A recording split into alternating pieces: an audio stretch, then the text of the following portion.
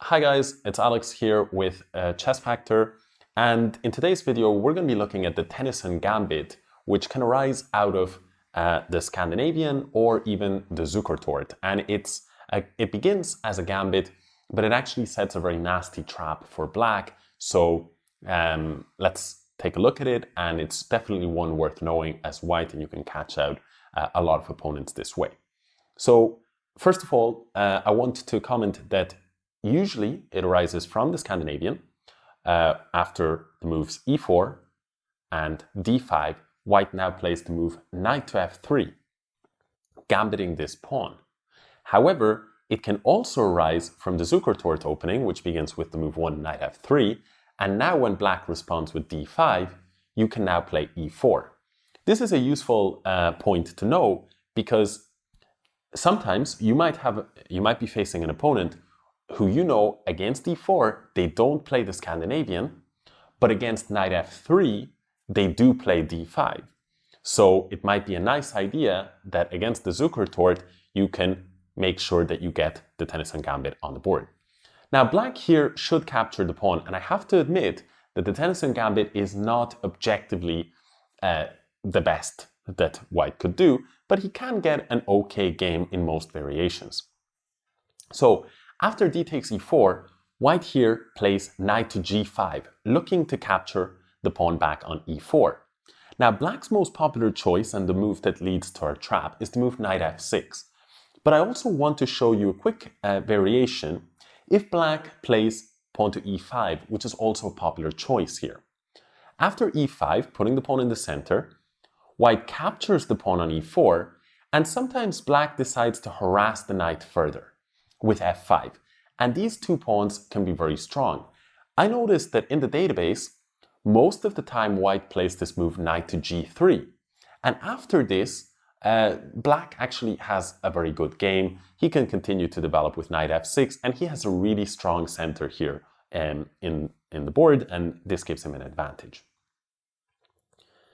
Instead, the move that I recommend if you want to at least don't mind a quick draw, maybe you're playing a high-rated opponent and a draw with white doesn't bother you, then the move to keep in mind is this move pawn to d4, simply ignoring the knight on e4. And the idea with this move is that if black captures the knight on e4, if black doesn't capture the knight on e4, let's say for example captures the pawn on d4, then white has gambited this pawn, but that's not a problem for players who play the Tennison Gambit, since they were already happy to gambit a central pawn. And now white could, for example, move the knight to g5. And with this structure, white will be able to, for example, bring the bishop to c4 at some point soon. And you can see that having played this pawn move to f5 gives black a bit of a nasty position. The king is still in the center of the board, and soon white will be able to castle kingside and launch a great attack. So this is really not how black should play. Instead, black may wish to capture the knight. But here, if black captures the knight, white has the move queen to h5 check. And now the problem for black is if he blocks with the pawn, white will capture the pawn on e5 and attack both the king and the rook.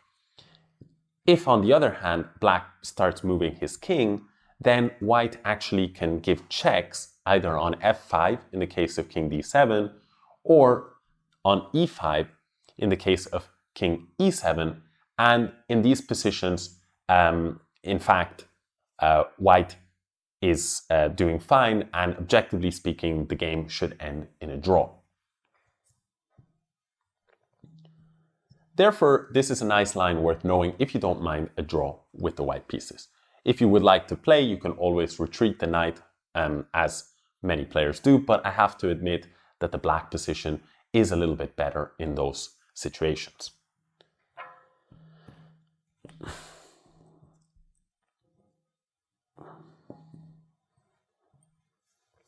Okay, so we're back at the original position, and here most of the time black plays the natural move knight f6, defending the pawn on e4.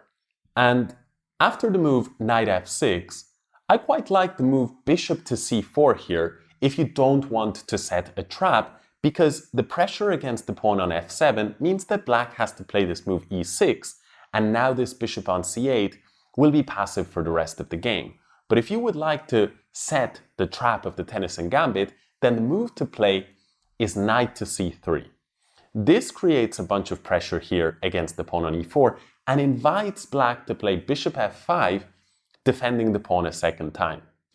Now white plays queen e2 to create more pressure, and now try and put yourself in black's shoes here and ask yourself how to defend this pawn on e4. White is threatening to get the pawn that he gambited to get it back on the next move, and in fact, the only way that black can save the pawn is with the move queen to d4. There is no other way that black can defend the pawn, but in fact, queen d4 is a horrible mistake. Here is the trap. Can you see what the crushing move is here for white? Okay, white here plays the move queen b5 check. Now the bishop is attacked, and on top of that, the pawn on b7 is also under fire. Here, after the move bishop to d7, white will play queen takes b7, and black can pretty much resign. The attack on the rook is deadly, and the only way to defend the rook is to move bishop to c6. But here, white can continue either with the very strong move bishop b5, or, in my opinion, the simplest way to continue as white here is to give the check on c8. Now black can only defend with his queen. Now queen takes queen, king takes queen, and in the end, the pawn on f7 falls, and on the next move, white will win a full rook. This position is completely lost for black. So this is the Tennison Gambit. I have to be completely honest. If black plays perfectly against the Tennison Gambit, he will get a better position, either a little bit better or in some variations, quite a bit better. But on the other hand, thousands of chess games have been won by white setting this sneaky trap. And once again, like in another opening trap video, I have to confess that I've fallen for this exact same tactical idea many times before in fast chess games. So hopefully you've learned something new in this video. Hopefully you've enjoyed it, and hope to see you in the next one.